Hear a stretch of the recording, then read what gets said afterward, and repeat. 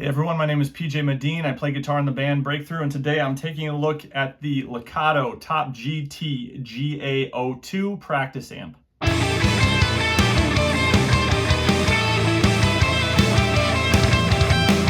So the GA-02 is supposed to be a practice amp. That certainly helps set my expectations, but I'm open to being surprised.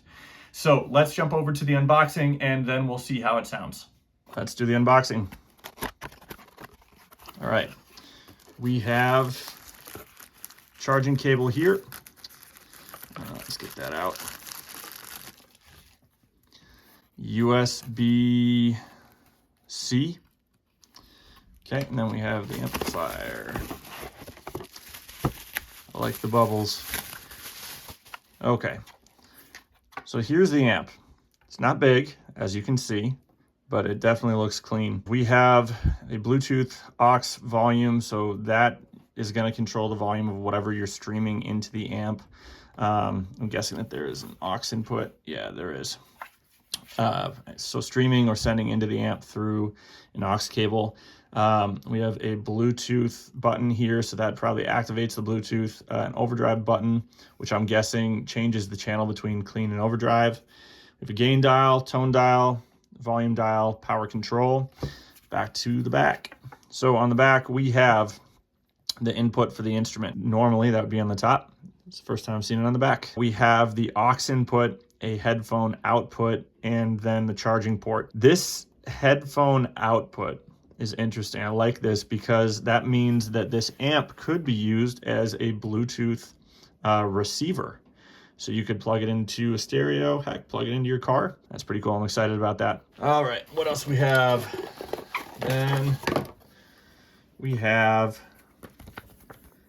the manual. So let's see this thing in action. Here's what we have going on right now. As you can see, I have this mic'd up. The mic is running into my audio interface and there's no processing going on there whatsoever. And we're gonna start with all of the dials at noon, as you do when you're trying out an amp, because ideally any good amp is gonna sound good when you start with all the dials at noon. That might be expecting too much from a practice amp, but hey, figure it's worth a shot. This thing could absolutely blow us away, right? The guitar I'm using is a Legacy Chapman Guitars Ghost Fret with their Chapman pickups. And the pickup selector is currently in the neck position because that sounds better with the clean channel, which is what we're starting on today. All right, let's hear how it sounds.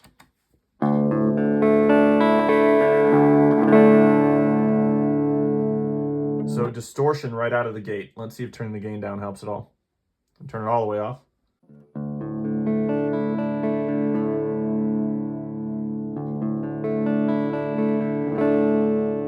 Helps a little bit, but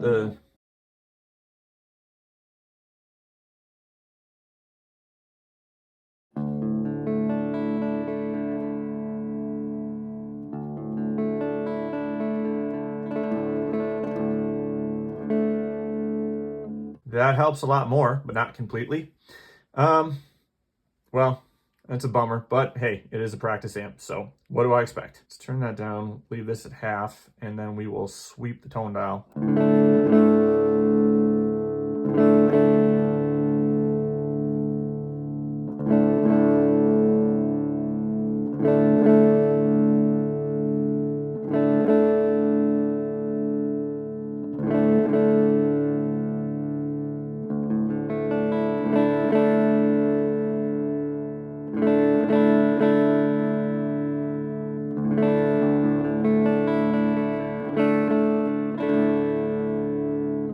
Put that back to half and hear how this thing sounds when the volume is maxed out.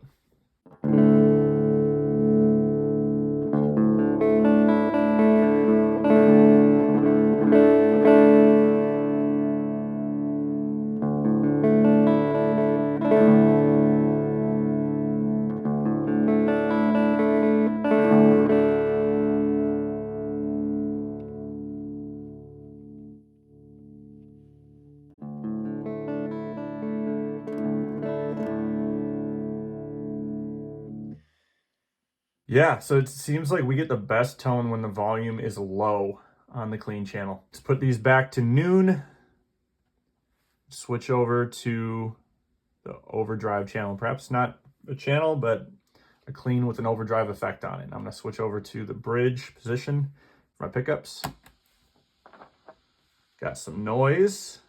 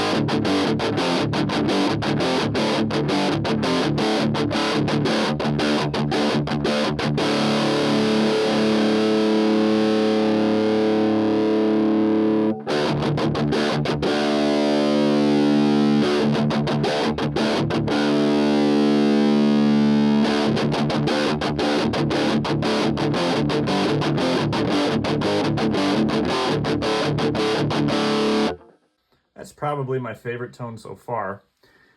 Let's check out the volume now.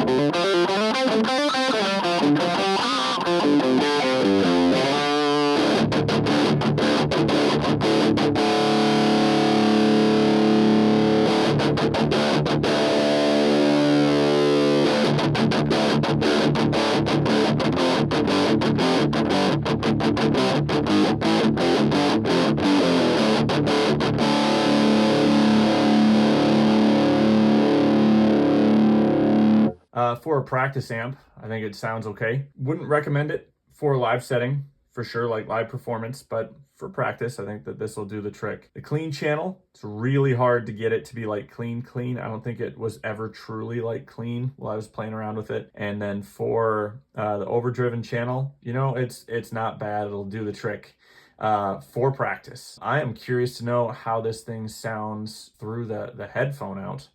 So let's see if I can rig that up and we'll check out those tones. I have it plugged in. The first thing I need to share with you is that when I had my stereo cable plugged all the way into the jack, I didn't get any sound. I had to pull the stereo cable out just a hair to get some sound. Don't know what's up with that, but anyway, let's get into the tone test here.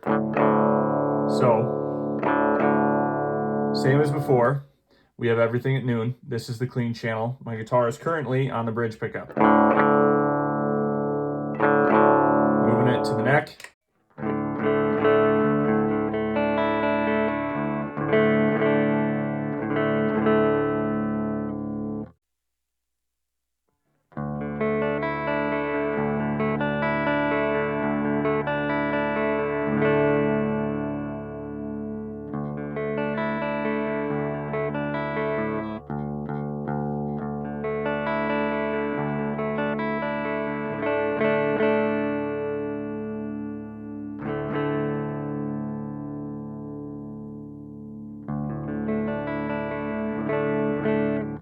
Definitely better.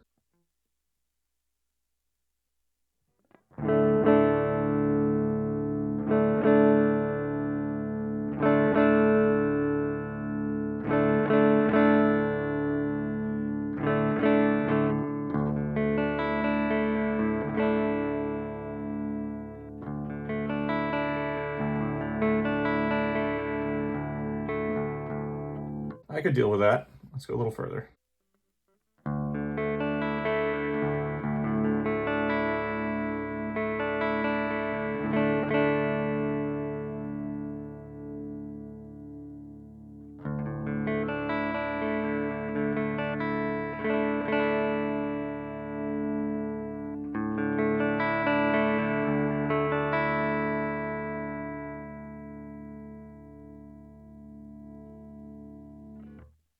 Not bad. I would actually say that that's better than going through the speakers in the amp. Let's jump over to the overdrive.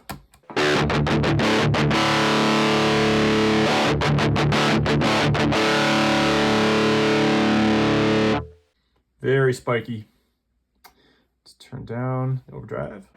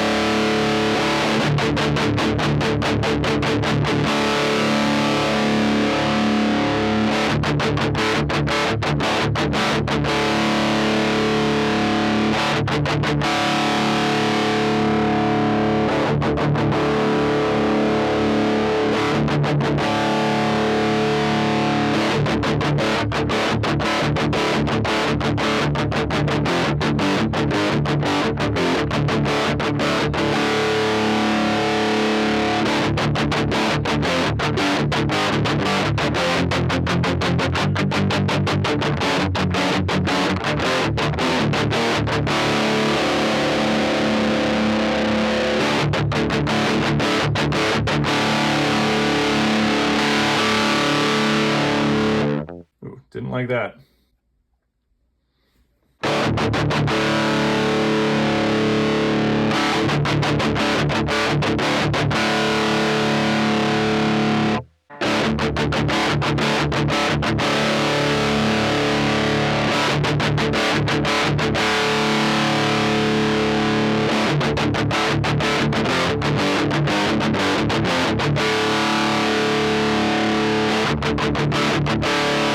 Okay, it definitely seems to have that same spike between 12 and about 1205. Over to the volume dial.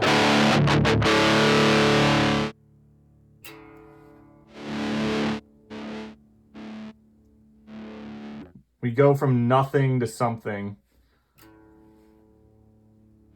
Right there.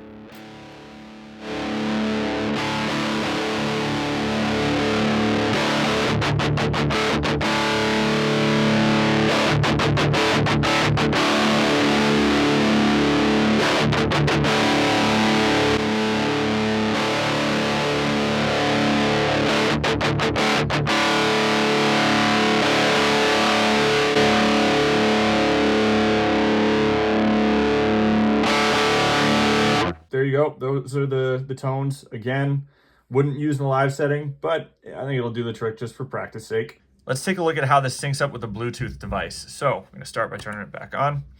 We're going to hit Bluetooth. That blue light's going to start flashing, which means that it's searching for a device. On your device, if you go to the Bluetooth settings, it should pop up underneath TOP-GT. That is the GA-02, the GA-02. So simply hit that, and then it will connect with your device. And now it is synced up and ready for you to start playing music. I have so many thoughts, but I'm going to try to keep this short by bullet pointing them. I would use this for practice, but not live. The tone was not good enough for live, would not recommend it for live settings.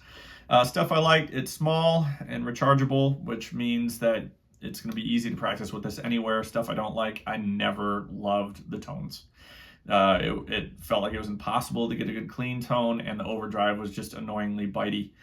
I had mentioned that this could possibly be used as a Bluetooth receiver, and I was actually kind of excited about that possibility. So I tested it out. I ran a line out of the headphone out into my stereo and then streamed music in from my iPad, and it was so quiet. Even with the BT aux dial maxed out, I had to turn my stereo way up just to get it around where it would normally be, and all that I heard was just this very anemic sounding music. To test out whether or not that was just exhausted ears or this, I ran a line directly out of my iPad into my stereo, turn it back down to where it would normally be, and the music sounded great. So adding this into the signal path reduced the quality of the listening experience and the music. So there you go. Yeah, I'm actually kind of mostly disappointed, but like I said, it's an okay practice option. If you liked it, go ahead and check out my video description. I'm going to throw some links down there. As always, thank you so much for checking out this video. If you liked it, give it a thumbs up and subscribe to Medins Make Music for more. Thank you.